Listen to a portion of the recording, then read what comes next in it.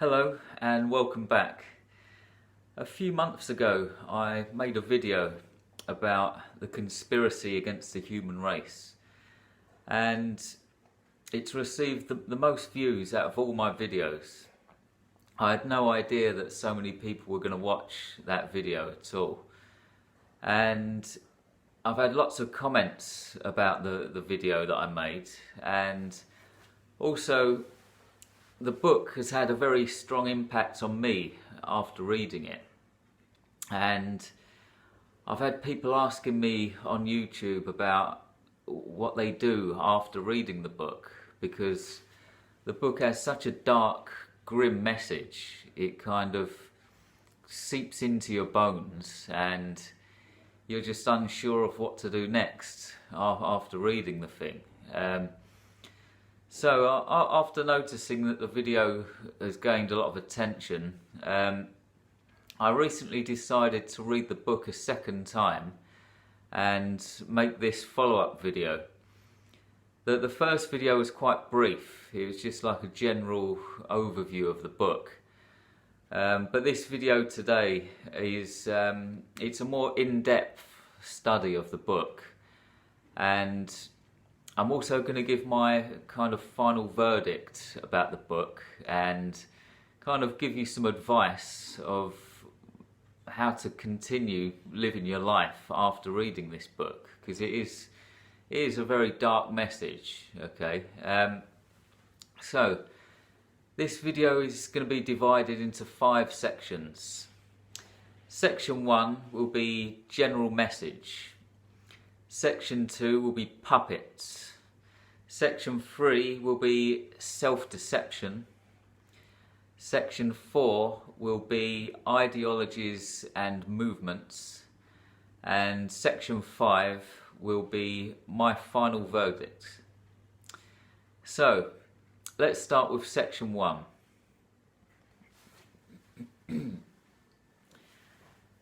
So, the general meaning of the book. Thomas Ligotti has 3. You could kind of put the general meaning into 3 things here. Okay, so number 1, evolution has produced a thing called consciousness. In the past, there were living organisms on Earth. There was bacteria, there was plants, trees and animals. These things were alive, but they didn't have consciousness. Some animals had consciousness, like the dinosaurs were conscious, and certain primitive animals were conscious, but they didn't have a high level of consciousness like we do. At some point in the past, a few million years ago, primates, Homo sapiens, developed something called consciousness. And in Ligotti's view, that was nature's biggest blunder. It was a mistake that nature produced, and that mistake has resulted in a huge amount of suffering for human beings. Consciousness is the parent of all horrors, according to Thomas Ligotti. All right, so message 1. Consciousness is a big mistake and it's resulted in pain and suffering. The second thing is this higher level of consciousness has kind of separated us from the animal kingdom, and it's separated us from nature. Before we became super conscious, we were animals, we were part of nature, we were part of the world. But when we developed this consciousness, at that precise moment, we stepped away from nature, we stepped away from animals, and we became these kind of unnatural beings that shouldn't exist. These kind of contradictory beings that shouldn't be there. That's the second message of the book. The third message of the book is, in order to be happy, human beings have to ignore certain things. We have to ignore our predicament on Earth. We have to ignore the predicament of our existence and we have to kind of make ourselves blind to the truth. Okay, that's the basic message of the book. They're the three general principles that the book puts forward. Okay, so we are a mistake. We shouldn't be here. Consciousness is the parent of all horrors. That's the general message. Okay, I'm going to give you an actual quote from the book here. This is a Thomas Ligotti quote from the book. Consciousness has forced us into the paradoxical position of striving to be unself-conscious of what we are. Hunks of spoiling flesh on disintegrating bones. That's dark. That's very dark indeed. There's an old philosopher called Peter Zapf. I think he was from Iceland. He is mentioned continuously in this book. In fact, that the book is actually dedicated to Peter Zapf. Zapf was like the original antinatalist philosopher, and his opinion was it would have been better if we didn't exist. It would have been better if we had never come into existence in the first place. I'm going to give you a quote from Peter Zapf now about how it's a shame that we exist, and if we didn't exist, it wouldn't really matter. So this is Peter Zapf. He's talking to an interviewer here. So, you ask whether I would choose to be unborn. One must be born in order to choose, and the choice involves destruction. But ask my brother in that chair over there. Indeed, it is an empty one. My brother did not get so far. Yet ask him, as he is travelling like the wind below the sky, crashing against the beach, scenting in the grass, revelling in his strength as he pursues his living food. Do you think he is bereaved by his incapacity to fulfil his fate on the waiting list of the Oslo Housing and Saving Society? And have you ever missed him? Look around in a crowded afternoon tram and reflect whether you would allow a lottery to select one of the exhausted toilers as one of whom you put into this world. They pay no attention as one person gets off and two get on. The tram keeps rolling along. In Zapf's view, it would have been better if we had never come into existence. He had the same opinion as David Benatar in his book, Better Never to Have Been. So that's Zapf's opinion. This book is disturbing. Okay, I've read it twice now. It's less shocking the second time around. It was kind of less scary the second time I've read it, but it still is very disturbing. When you read it, the words appear as kind of spiders' legs crawling out of the page to come and get you. There's such an awful truth in each sentence. It's like the words are jumping out of the page to come and get you.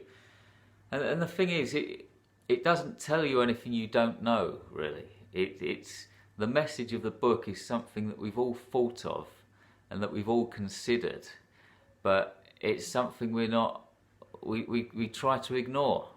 We don't tell each other these things, and we don't like to admit it.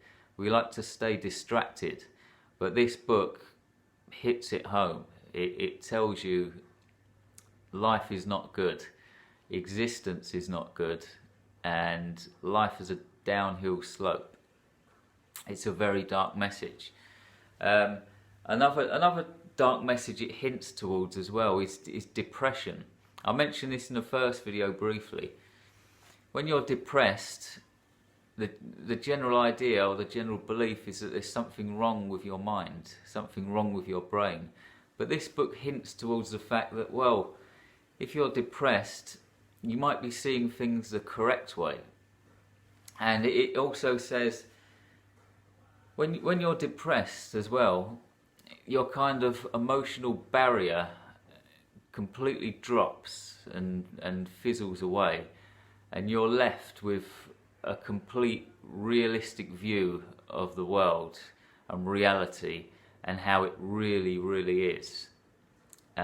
All of your barricade and protection is just taken away, and you're just left there depressed, looking around at the harsh, cold reality of everything. It's very dark indeed. I'm going to give you a quote here by Joseph Conrad. Joseph Conrad is famous for writing Heart of Darkness, for which Apocalypse Now was based on. Here's a quote from Joseph Conrad on consciousness. Yes, egoism is good, and altruism is good, and fidelity to nature would be the best of all. If we could only get rid of consciousness. What makes mankind tragic is not that they are the victims of nature, it is that they are conscious of it.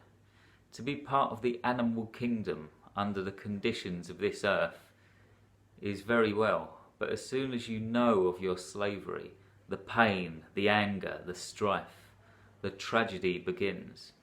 We can't return to nature, since we can't change our place in it. Our refuge is in stupidity. There is no morality, no knowledge, and no hope. There is only the consciousness of ourselves, which drives us about a world that is always but a vain and floating appearance. Joseph Conrad is saying there that the horror of everything, the source of our pain, is consciousness. A lot of people have thought about this in the past, and they're quoted in this book. So that's the general message of the book. Consciousness is a mistake. We're unnatural beings, and in order to be happy, we have to ignore our predicament. Okay. The book kind of reminds me of a short story by Chuck Palahniuk called The Nightmare Box. I've done a separate video about this. There's a story called The Nightmare Box, and when you look in the box, you're exposed to this dark reality that seeps into your mind, and you're never the same way again. That's what this book reminds me of. The conspiracy against the human race. It exposes you to a certain truth that you can't unlearn. Okay? So, that's the general message of the book. Let's move on to section 2.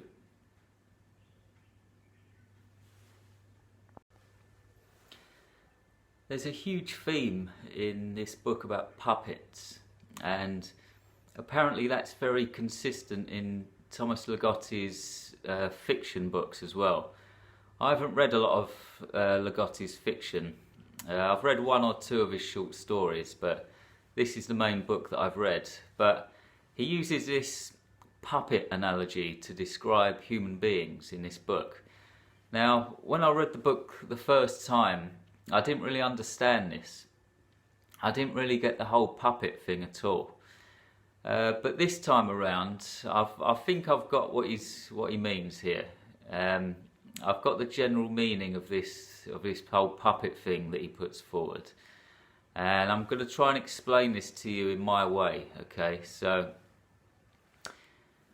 human beings are the result of blind mutations.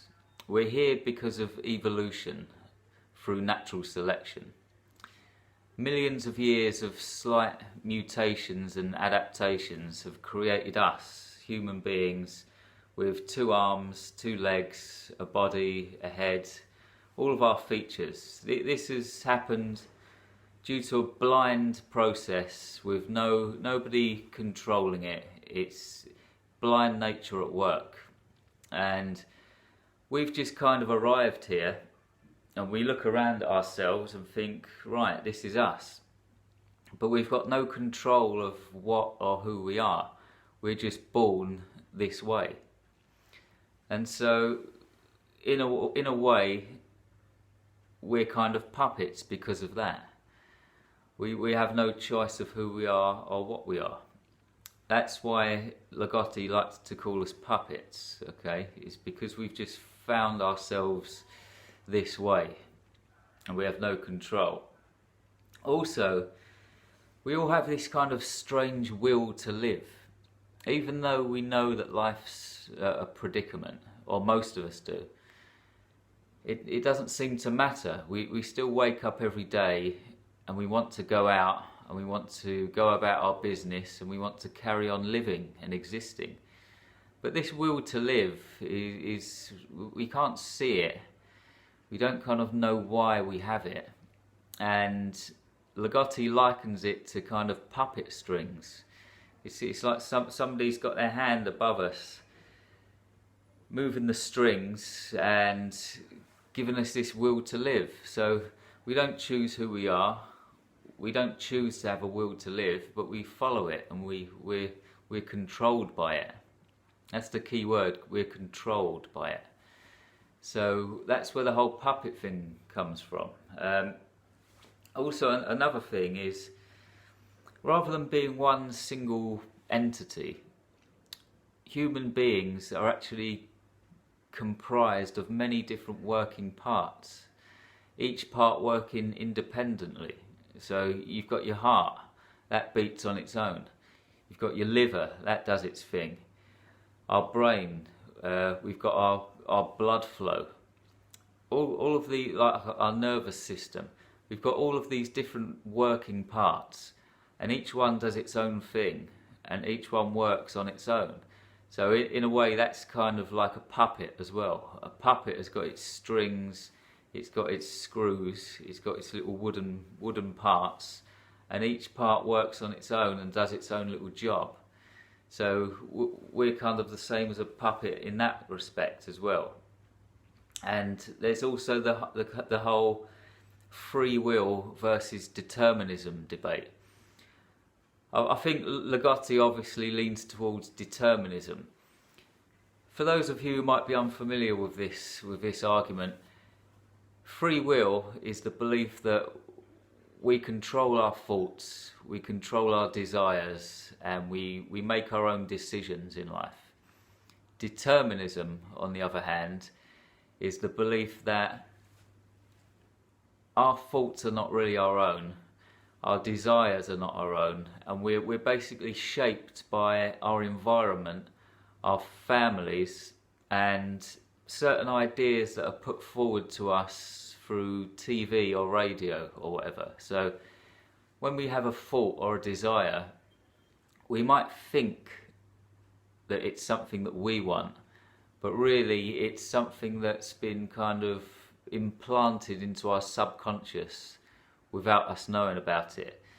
Now, if determinism is real, then that kind of does make us puppets, because we're following these desires and urges that are not ours, things that have been given to us. Again, it's that string analogy. If determinism is real, we're puppets being led along by an invisible hand. So this is where the puppet thing comes from, okay? I just wanted to get this clear because it's a massive theme in the book, and it's something that runs through all of Ligotti's work, this puppet analogy. There's also a huge section in the book about near-death experiences. He cites about 3 different people who have almost died. They've come very close to death. And after these experiences, they've spoken about a complete loss of self. These people have kind of woken up from their injuries, and all of a sudden their egos have vanished, and it's as if they've gone back to nature. They're alive. They've kind of got consciousness, but they thought of themselves as just these faultless beings controlled by nature, no desires, no urges, they're just kind of drifting through life. And that's kind of relevant to Ligotti, because in his eyes there is no self. We're illusions. We're contradictory beings. We're separate from nature, and we're just puppets. Okay, so near-death experiences, that's a big section in the book. You have to read it really to understand that. But I just wanted to put the whole puppet analogy forward so that you understand it, because it's a big part of the book. So we don't choose to exist. We don't choose to be born. We have no say in who we are or what we are. We have a strange will to live, which is like puppet strings pushing us forward, and our bodies are comprised of different parts all put together like a puppet. And also it could be true that determinism controls our thoughts and actions. I've got my own thoughts about this at the end of this video in my final verdicts, but for now that's what the puppet analogy means. Okay, so now let's move on to section 3.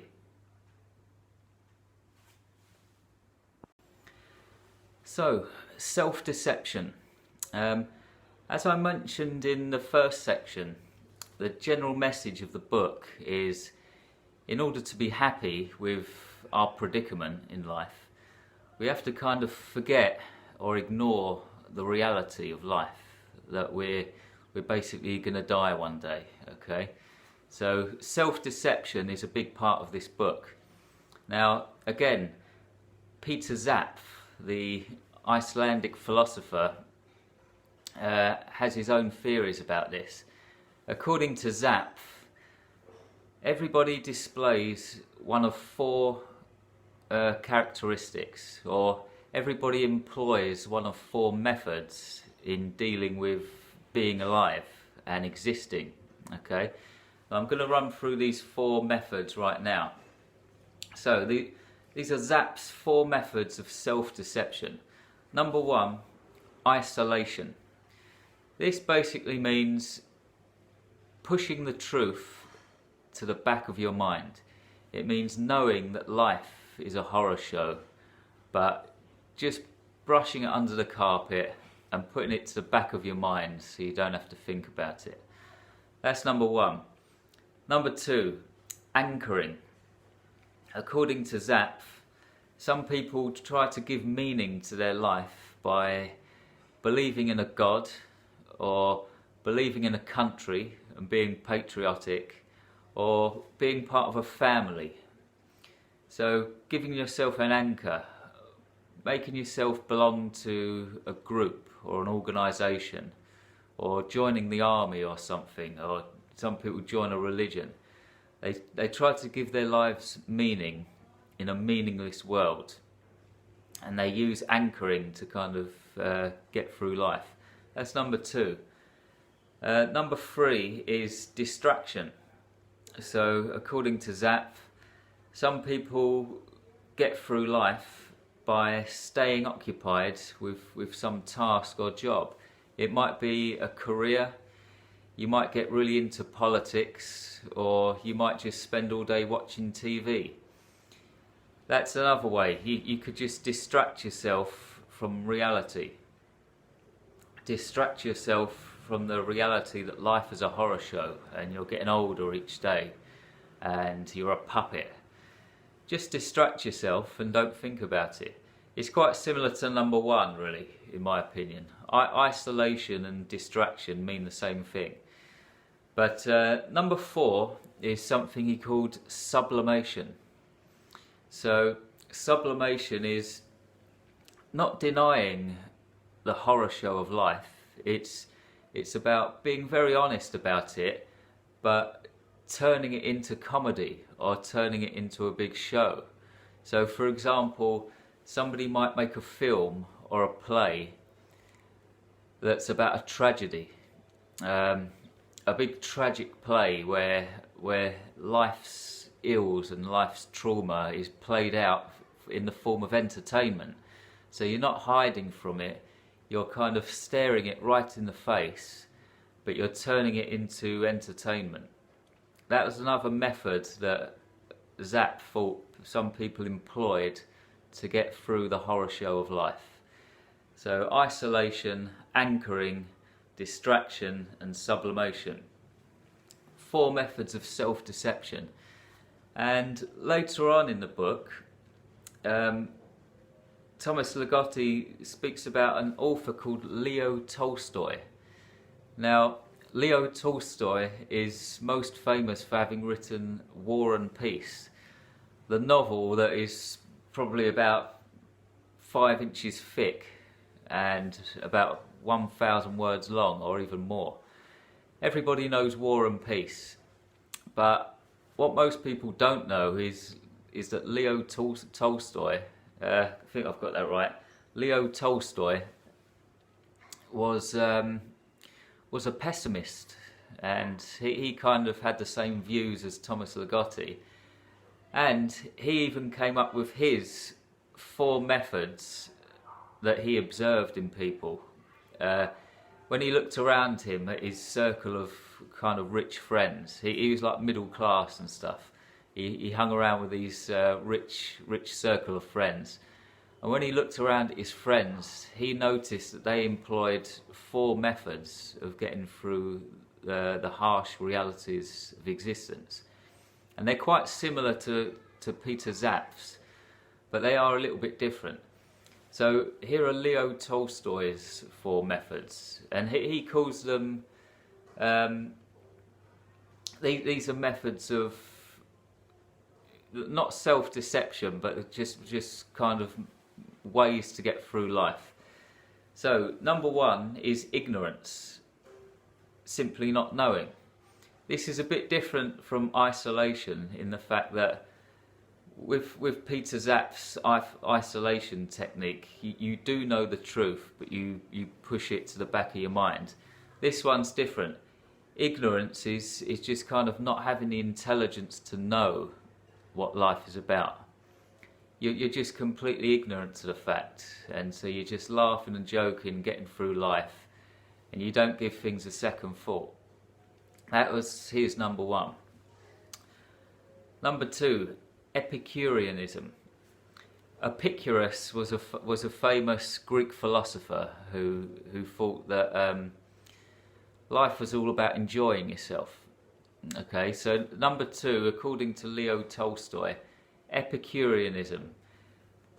This method involves enjoying life as much as you can, even though you know that life is basically pointless and hopeless. You know the truth, but you think, you know what, we're here anyway, we exist, we might as well enjoy life to the full. Now, Leo Tolstoy didn't respect this method at all. He saw it as kind of maybe cowardly, or he just didn't like the fact that some people could know the truth and just kind of ignore it and then still enjoy life. He didn't see himself that way, and he didn't respect that. Number 3 on his list is a very dark one. Number 3 is what he calls strength and energy. Now this is all about, once having understood the sick joke that nature has played on us all, some people have the strength to do the right thing, which is to kill themselves and commit suicide. According to Leo Tolstoy, that was the honourable way to do things. That was the noble way to get through it. Once you realise the truth, just get a rope or get a gun and end it all. He admits to not being that brave, so he didn't do that. Number 4 on his list is weakness, and weakness is knowing the dark truth of life, but not having the strength to kill yourself. And so you just kind of live out your days being unhappy. You know the truth, you don't like it, but you still go on. So that's Leo Tolstoy's 4 methods of getting through life. Now, I just want to include in this section as well a certain book that is mentioned here in the conspiracy against the human race. It's a book called Why We Lie, The Evolution of Deception and the Unconscious Mind by David Livingstone. And this is a book that was published in 2007. Now, I'm going to read this book, I think. And it's written by a philosopher or a scientist. And it's all about how human beings deceive one another and deceive ourselves. And it speaks about the subconscious mind and why we have one. Now, I've been fascinated with the subconscious mind for a long time now, and I've honestly wondered why we have one. If we evolved by evolution through natural selection, why have we ended up with two separate minds? Why do we have a conscious mind and an unconscious mind, or a subconscious mind? That's always seemed a bit strange to me. And so far, nobody's got any answers for that. But this book potentially does. This book puts forward the theory, and I think it is just a theory, that we have evolved to have a subconscious mind so that we can lie to ourselves and deceive ourselves about the reality of our existence. This whole consciousness being nature's blunder, and to be happy we have to ignore the reality. Apparently, according to this David Livingstone, that's the reason we have a subconscious mind, to kind of so that we can forget things and deceive ourselves and get through life. It's a fascinating theory, and I felt I'm going to read the book just to look up and research this idea a little bit more. So there you go, self-deception. Let's move on to section 4. Ligotti speaks about a lot of ideologies and movements in the book, and religions, and he pretty much puts all of them to bed, and it's kind of my favourite part of the book, really. Especially his comments on religion, which I'll get to in just a moment. But he starts off by talking about environmentalism as a movement. There are some people out there who kind of think that the human race should make itself go extinct for the sake of nature and planet Earth, because we're kind of destroying the planet, and if we were not here, that the Earth would be healthier without us. Ligotti disagrees with this, and he says that we should go extinct, but we should also let the earth go extinct as well, and nature. Let the earth die, let nature go by the wayside, because due to nature's blunder, we've got all of this suffering. Due to this consciousness blunder, we have to suffer. So Ligotti likens nature to kind of a parent or two parents who have brought a child into this world, and that child then has to suffer. So the parents are guilty, and so nature is guilty. And so he kind of slams environmentalism in that sense and says, no, we should both go.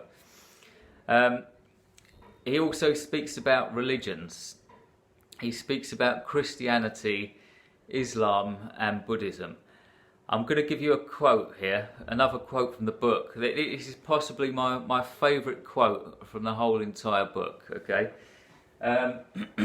So this is Ligotti talking about Christianity and Islam. Many people in this world are always looking to science to save them from something, but just as many or more prefer old and reputable belief systems and their sectarian offshoots for salvation. So they trust in the deity of the Old Testament, an incontinent dotard who soiled himself and the universe with his corruption, a low-budget divinity passing itself off as a genuine article. They trust in Jesus Christ, a historical cipher stitched together like Frankenstein's monster out of parts robbed from the graves of messiahs dead and buried, a saviour on a stick. They trust in the virgin pimping Allah and his drum major Muhammad, a prophet come lately who pioneered a new genus of humbuggery for an emerging market of believers that was not being adequately served by existing religious products. Come on, that is brilliant. Virgin pimping Allah. Jesus Christ, a saviour on a stick. I love that.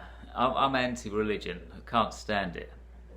And although I disagree with some things in this book, I totally agree with that. He kind of puts it all to bed right there. That's great.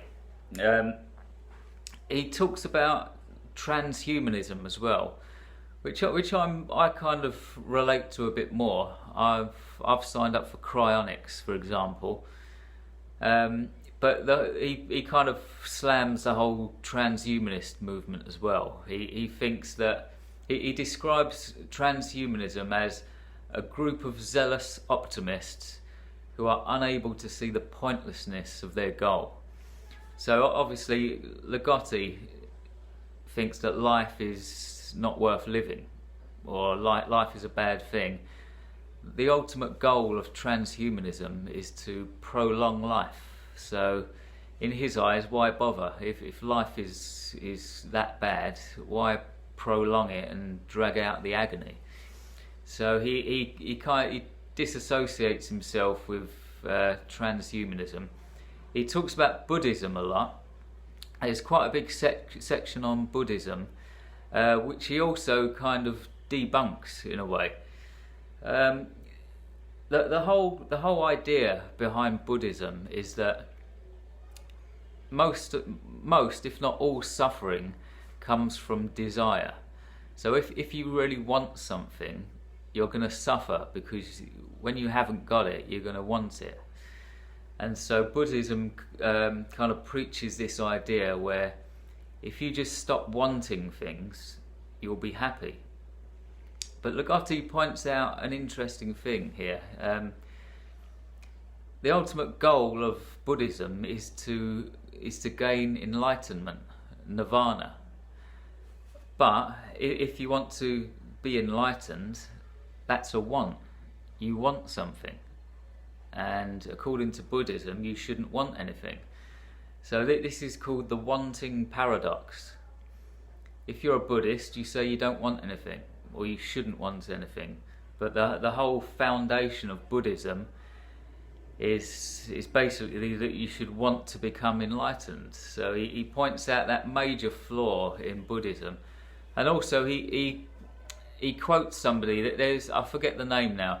There was a guy who wrote a book on Buddhism, and he actually travelled to Thailand or Cambodia or somewhere, and he spoke to this top Zen Buddhist, and he asked him how many people have actually gained enlightenment, and the number, it was like a tiny figure, like 12 people at that time had gained enlightenment. So he also points that out as a flaw, that there are millions of Buddhists all over the world, but if only about 12 people at any given time actually manage to gain enlightenment, it's not really good odds, is it?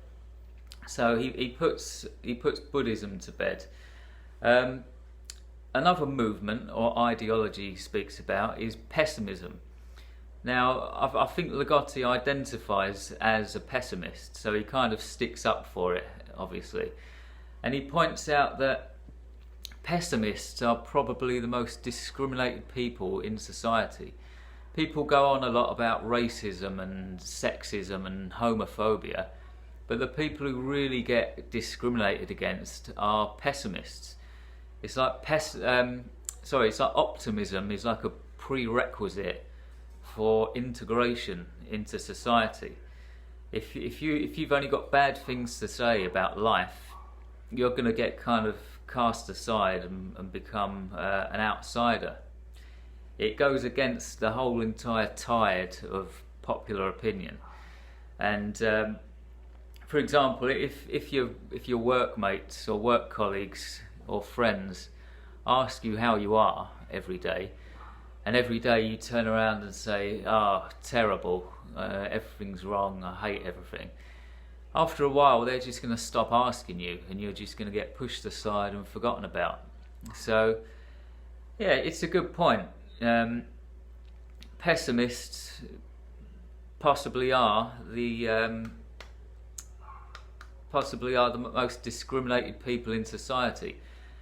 And it's an interesting point as well. He talks about pessimist literature as well being harder to publish or being criticised.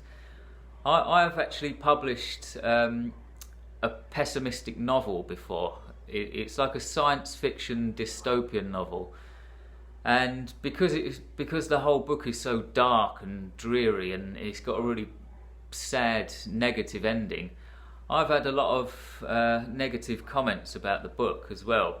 Not everyone, most people have liked it, but people have commented on the unhappy ending and stuff. So that kind of proves the point.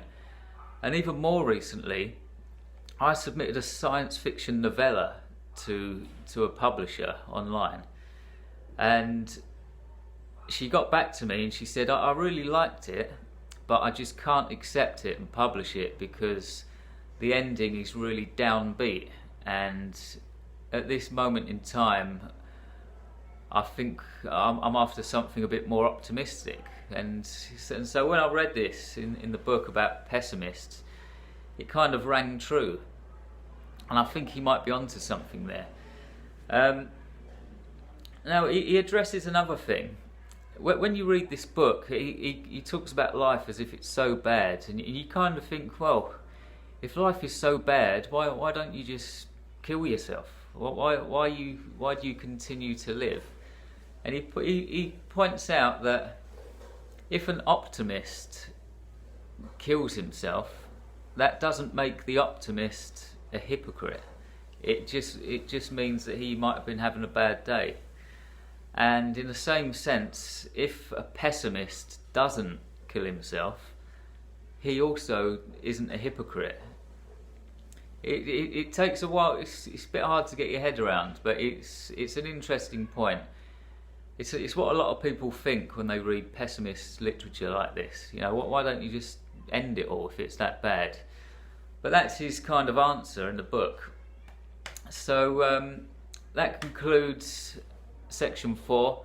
Let's move over to section 5, my verdict. So, my verdict. I've read this book twice now, and I'm a fan of the book. I do like the book. I absolutely adore the honesty of it. It's just completely honest. It speaks of things that nobody else wants to speak about. It's to the point, and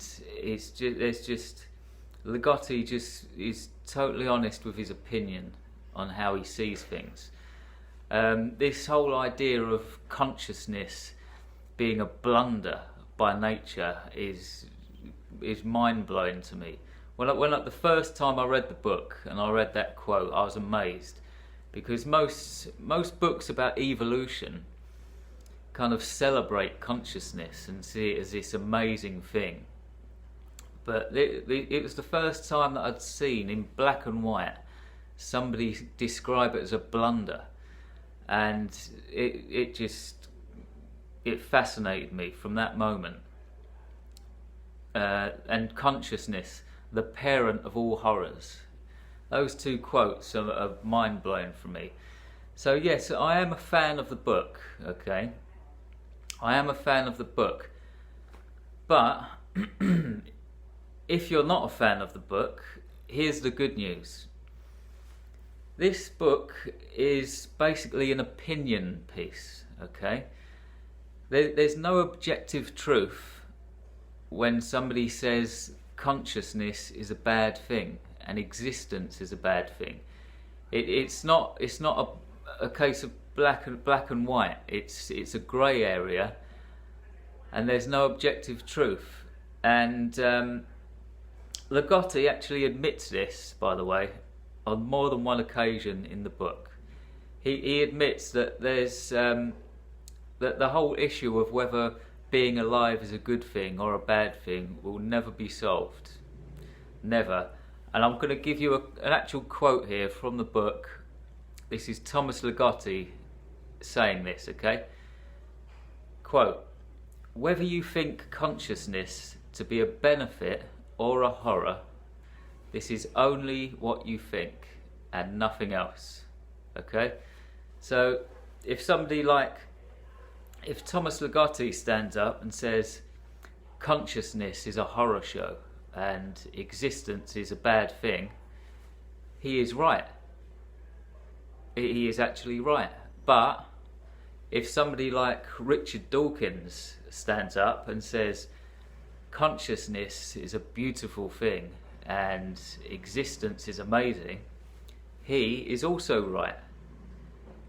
Richard Dawkins can't prove that life is a good thing, and Thomas Ligotti can't prove that life is a bad thing. So it's a matter of opinion. So that's the good news. You don't have to believe this book. A lot of people have asked me about this. You know, how can I go on after reading this terrible news? It's an opinion. You don't have to believe it. Okay, so just remember that. You can read this book and you can even believe it and agree with it as well, but you can still go on living and try to enjoy life. Here's another interesting point. Peter Zapf, the kind of godfather of antinatalism, who is quoted countless times in the book, he was like the top pessimist, top antinatalist who believed that we should all go extinct. He lived, by the way, to the ripe old age of 91. So he obviously didn't feel the need to end his life prematurely. So don't worry, it's an opinion. And I recently read an interview by Thomas Ligotti when he was talking about this book, and he actually described this book as a self-help book, which I thought was very, very odd, actually. For the first time around, it just definitely doesn't come across as a self-help book at all. But in a way, I suppose it could be. If you have these thoughts, it could be easy to believe that you're on your own and you're the only person who thinks this way. So if you read this book, you might get a good feeling knowing that you're not the only person who thinks that way. So it could be a self-help book to some people. I can also imagine it might drive some people to suicide though as well. I've wondered before whether there have actually been people who have topped themselves after reading the book. I'd be interested in finding that out. Also, I want to go through 3 points that are made in the book that I disagree with. 3 big fundamental points. Let's start with this idea of being a puppet. We've been described as puppets by Ligotti.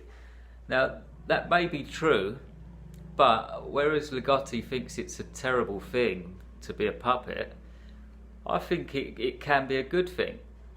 For example, sometimes if I'm having a bad day, I honestly think to myself, well, I didn't ask to be born.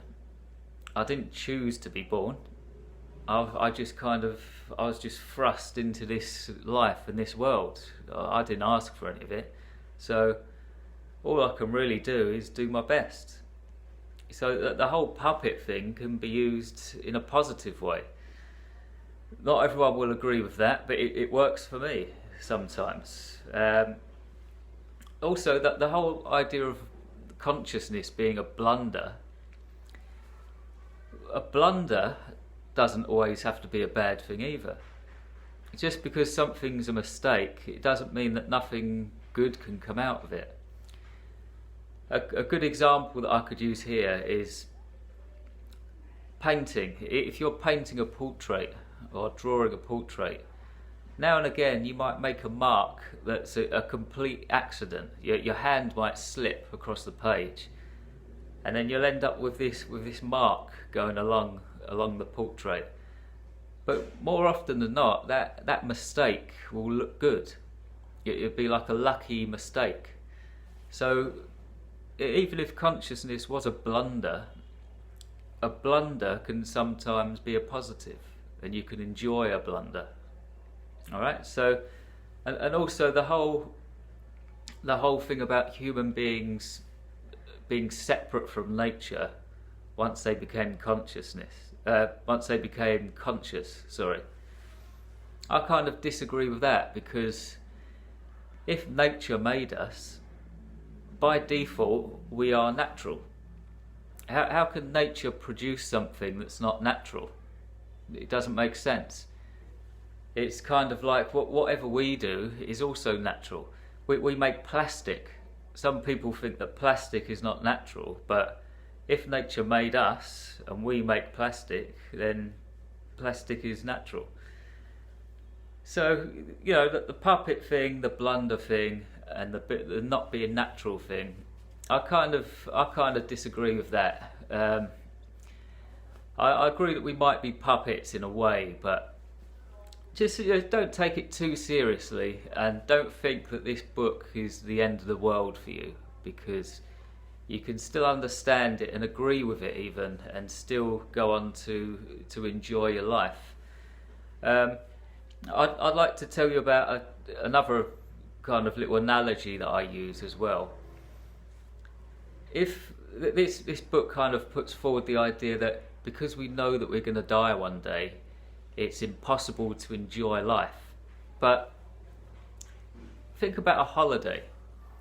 You go on holiday for 2 weeks to some sunny island.